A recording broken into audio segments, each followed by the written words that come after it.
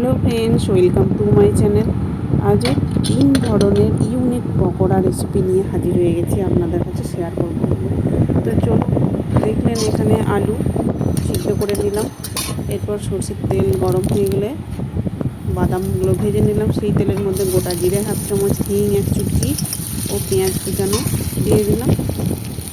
পেঁয়াজটা হালকা ভাজা হয়ে আসলে আদা রসুন বাটা দিয়ে দিলাম। আদা রসুনের কাঁচা গন্ধটা চলে গেলে কাঁচা লঙ্কা কুচি দিয়ে দিলাম। এরপর হলুদ গুঁড়ো, জিরে গুঁড়ো ও লঙ্কা গুঁড়ো দিয়ে দিলাম। এরপর সিদ্ধ করে রাখা আলুটা এর মধ্যে দিয়ে দিলাম। তো যারা আমার ফেসবুক পেজ থেকে দেখছেন, একটা ফলো করে দেওয়ার অনুরোধ রইল। স্বাদ মতো লবণ দিয়ে দিলাম। এরপর কিছুটা পরিমাণ ধনে পাতা দিয়ে দিলাম। এরপর ভেজে রাখা বাদামগুলো সবশেষে দিয়ে দিলাম। সবশেষে চাট মশলা হাফ চামচ দিয়ে দিলাম। আলুর পুরটা আমার রেডি হয়ে গেছে। এরপর দেখুন এখানে কাঁচা টমেটো নিয়েছি 3টি। এরপর গোল গোল চাকা মতো করে কেটে নেব। তো চাইলে আপনারা কাঁচা টমেটোর বদলে পাকা টমেটোও নিতে পারেন। এরপর একটা পাত্রে দেখুন বেসন 1 কাপ, চালের গুঁড়ো 1 চাপ, লবণ, বেকিং সোডা ও লঙ্কা গুঁড়ো হাফ চামচ দিলাম। এরপর জল দিয়ে একটা ঘন ব্যাটার বানিয়ে নেব। তো দেখুন এরপর টমেটোটা দু সাইডে আমি আলুর পুরটা লাগিয়ে নিচ্ছি এইভাবে, দেখতেই পাচ্ছেন।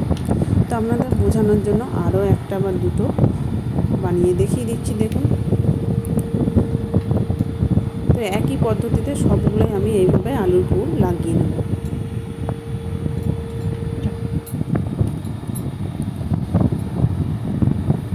তো দেখুন সবগুলোই আমার প্রায় আলুর পুর লাগানো হয়ে গেছে।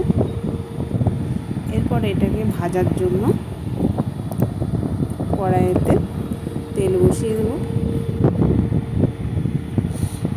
এরপর একটা করে বেসনের ব্যাটারে ডুবিয়ে নিয়ে গরম তেলের মধ্যে দিয়ে দিলাম।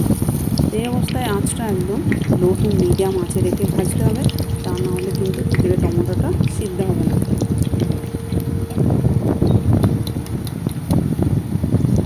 যারা আমার ইউটিউব চ্যানেল থেকে দেখছেন, একটা সাবস্ক্রাইব করে পাশে থাকবেন। আর পাশে থাকা বেল আইকনটি প্রেস করে অল করে রাখতে পারেন, তাহলে আমার নতুন নতুন রেসিপি ছাড়ার সাথে সাথে সবার আগে আপনার কাছে পৌঁছে যাবে। তো বাকিগুলো একইভাবে দেখুন ভেজে নিলাম। দু পিঠে উল্টে পাল্টে আঁচটা লো আঁচে রেখে ভেজে নিলাম।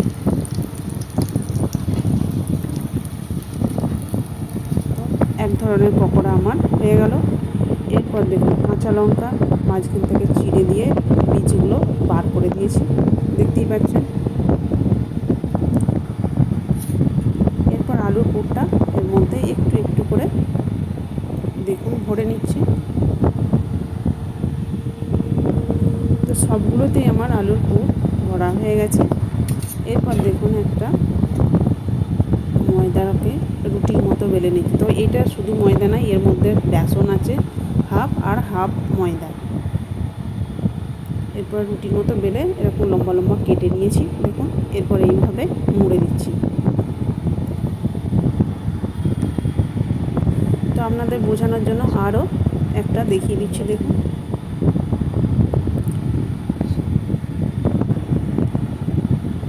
তো বাড়িতে আপনারা অবশ্যই বানিয়ে দেখুন, কেমন হলো কমেন্ট করে জানাতে ভুলবেন না। তো সবগুলোই আমার রেডি করা হয়ে গেছে, দেখুন।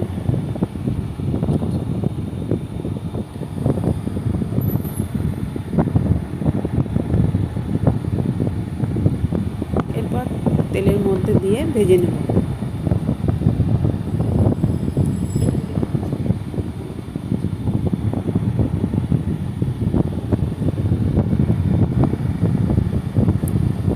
তো এখানে আমি সাদা তেল বসিয়ে দিয়েছি।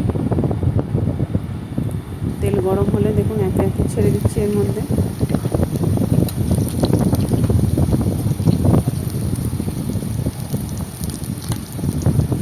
তো 1 মিনিট হয়ে গেলে আর একটু উল্টে দিচ্ছি। দু পিঠে হালকা গোল্ডেন কালার হয়ে আসলে দেখুন তুলে নিচ্ছি। দুটো পকোড়া মানে দু রকম পকোড়া আমার হয়ে গেল। এরপর দেখুন পেঁয়াজ নিয়েছি, পেঁয়াজের খোসাগুলো একটা একটা করে ছাড়িয়ে নিয়েছি। মধ্যে আলুর পুর ভরে নিচ্ছি। তো সবগুলোতেই দেখুন আমার আলুর পুর ভরা হয়ে গেছে। এরপর বেসনের ব্যাটারে ডুবিয়ে নিয়ে গরম তেলের মধ্যে দিয়ে দেবো।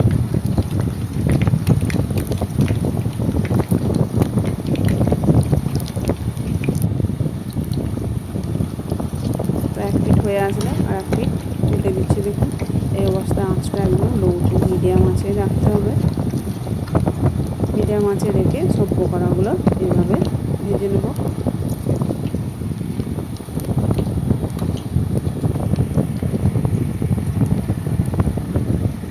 দেখুন আমার 3 ধরনের পকোড়া প্রায় হয়ে গেল।